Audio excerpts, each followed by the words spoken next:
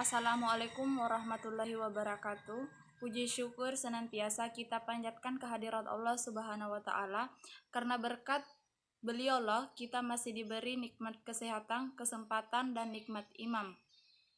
Baiklah, langsung saja. Perkenalkan, nama saya Bau Asra, NIM 20500119086, jurusan Pendidikan Biologi 34.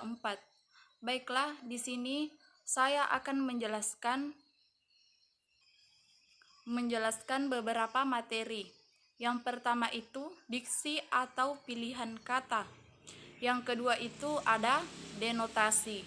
Dan yang ketiga ada konotasi. Yang keempat ada sinonim. Yang kelima ada homonim.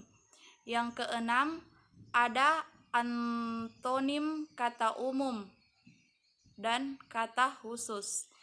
Baiklah, langsung saja saya akan menjelaskan materi yang pertama, diksi atau pilihan kata. Secara singkat, diksi dapat diartikan sebagai pilihan kata. Menurut Kamus Besar Bahasa Indonesia atau KBBI, pengertian diksi adalah pilihan kata yang tepat dan selaras dalam penggunaannya untuk mengungkapkan gagasan sehingga diperoleh efek tertentu seperti apa yang telah diharapkan. Yang selanjutnya itu fungsi diksi.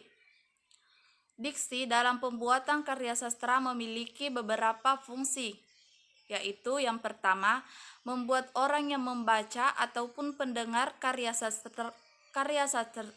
sastra menjadi lebih paham mengenai apa yang ingin disampaikan oleh pengarang. Yang kedua, membuat komunikasi menjadi lebih efektif.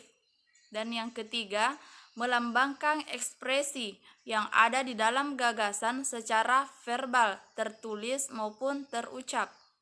Dan yang terakhir, membentuk ekspresi ataupun gagasan yang tepat sehingga dapat menyenangkan pendengar ataupun pembacanya. Materi yang kedua yaitu denotasi. Denotasi adalah makna kata secara harafiah atau makna sebenarnya dari suatu kata. Dalam Kamus Besar Bahasa Indonesia KBBI telah dijelaskan arti denotasi. Denotasi adalah makna kata atau kelompok kata yang didasarkan oleh petunjuknya yang lugas pada sesuatu di luar bahasa atau yang didasarkan oleh konvensi tertentu yang bersifat objektif. Denotasi juga dikenal sebagai makna kognitif, mengacu pada hubungan langsung antara suatu istilah dan objek, ide atau tindakan yang ditunjuknya. Kesimpulannya, denotasi adalah arti literal atau primer dari suatu kata. Biasanya, makna denotasi sesuai dengan yang terdapat dalam kamus atau literatur lainnya. Tidak ada unsur makna lain atau makna tersembunyi yang terkandung di dalam denotasi. Selanjutnya, materi yang akan saya paparkan yakni materi yang ketiga, yaitu konotasi. Menurut KBBI, konotasi adalah kata yang mempunyai makna lain di baliknya atau sesuatu makna yang berkaitan dengan sebuah kata. Dilansir dari situs Leksiko, konotasi adalah tautan pikiran yang menimbulkan nilai rasa pada seseorang ketika berhadapan dengan sebuah kata. Pengertian konotasi sendiri adalah suatu gagasan atau perasaan yang mempunyai serta suatu kata di samping makna literal atau primernya. Dengan demikian, konotasi dikenal sebagai makna efektif, mengacu pada aspek emosi dan asosiasi dari suatu istilah. Kesimpulannya, konotasi adalah gagasan atau perasaan yang menyertai suatu kata. Perasaan atau emosi ini bisa negatif, bisa juga positif. Selanjutnya, materi yang akan saya paparkan yaitu materi keempat, sinonim.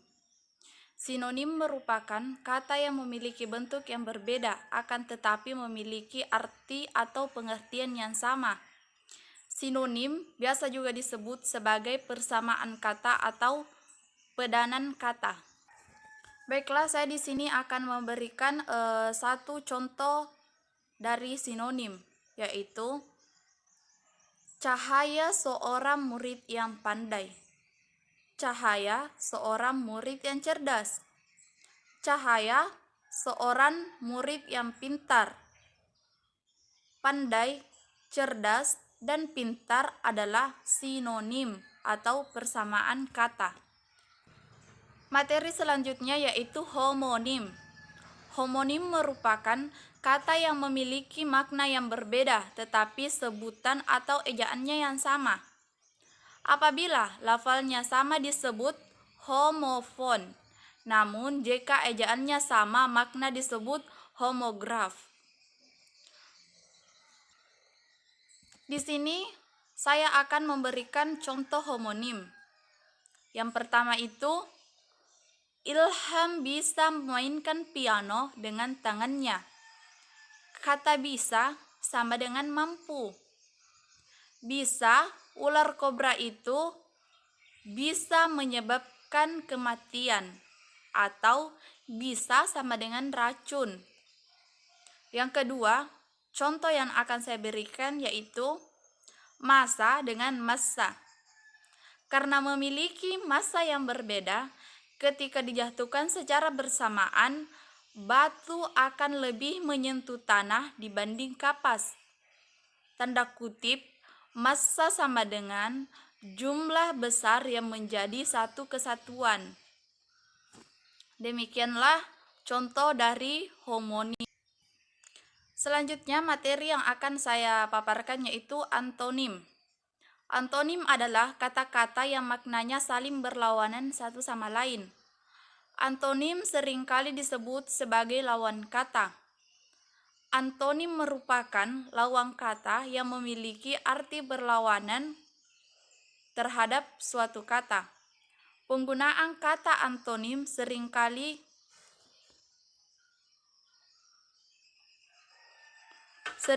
digunakan dalam kehidupan sehari-hari. Antonim mempunyai beberapa pembagian sesuai dengan jenisnya. Yang pertama itu antonim berpasangan atau antonim kembar. Antonim kembar adalah antonim yang melibatkan pertentangan antar dua kata. Contohnya adalah kata hidup yang berlawanan dengan kata mati. Yang kedua itu antonim majemuk. Antonim majemuk adalah antonim yang melibatkan banyak kata. Contohnya adalah rumah itu berwarna merah. Yang berlawanan dengan berwarna merah itu berwarna hijau, berwarna kuning, dan masih banyak lagi warna yang lainnya. Yang ketiga itu antonim gradual. Antonim gradual adalah antonim yang memiliki tingkatan dalam pertentangan. Contohnya, rumah mewahnya dan rumah sederhananya. Yang selanjutnya itu antonim hierarkis. Antonim hierarkis yaitu antonim yang pertentangan katanya dalam posisi bertingkat. Contohnya adalah Januari, Februari, Maret, dan seterusnya. Yang selanjutnya yaitu antonim relasional. Antonim relasional yaitu antonim yang kedua katanya saling berhubungan. Contohnya adalah suami dan istri, kakak dan anak. Ya, mungkin itu saja contoh yang dapat saya berikan dari materi antonim.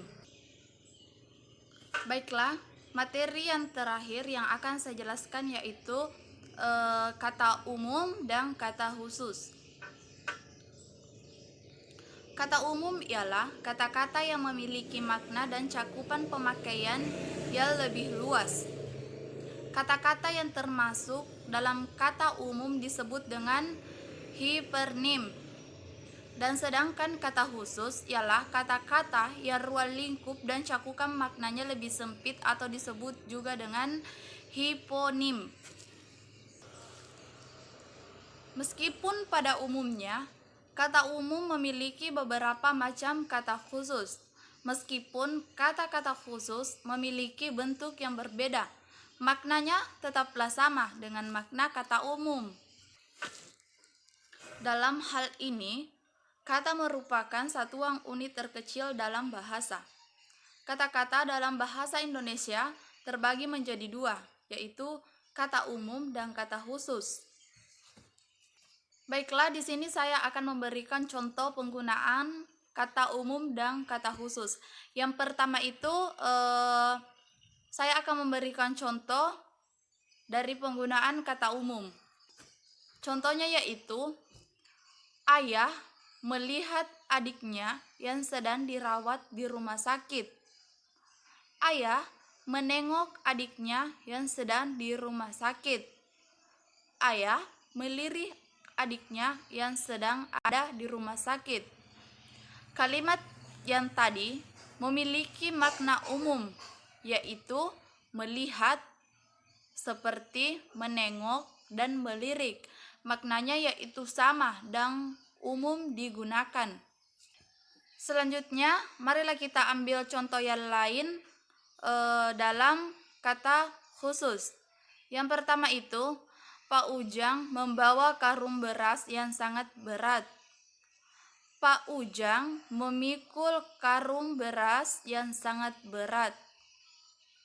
Selanjutnya, Pak Ujang menjinjing karung beras yang sangat berat. Kata khusus dari kata umum membawa yang tepat sesuai dengan konteks di atas adalah memikul. Sedangkan menjinjing tidaklah tepat digunakan dalam konteks tersebut. Oleh karena itu, penggunaan kata khusus memiliki cakupan yang lebih sempit dan hanya bisa dipakai dalam kalimat tertentu. Itulah materi yang sempat saya sampaikan. Kurang dan lebihnya mohon dimaafkan. Wabillahi taufiq wal hidayah. Wassalamualaikum warahmatullahi wabarakatuh.